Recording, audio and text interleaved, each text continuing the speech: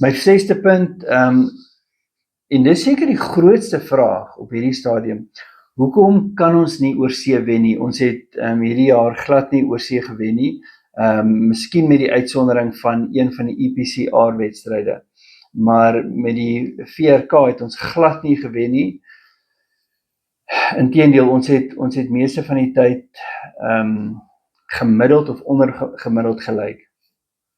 Ek laat my nie vertel, ons speel tuis hierdie fantastiese rugby, en ons gaan oorsee en ewe skielik lyk dit of ons onbeholpe is. So weer eens, ek dink daar moet dieper gedelf word in daai kwessie in. En dis natuurlik nie net die Lions nie, die ander Suid-Afrikaanse spanne ook sukkel om oorsee te wen.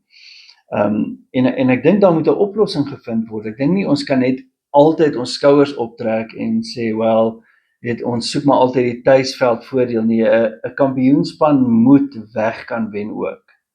So dis vir my nogals 'n bron van kommer.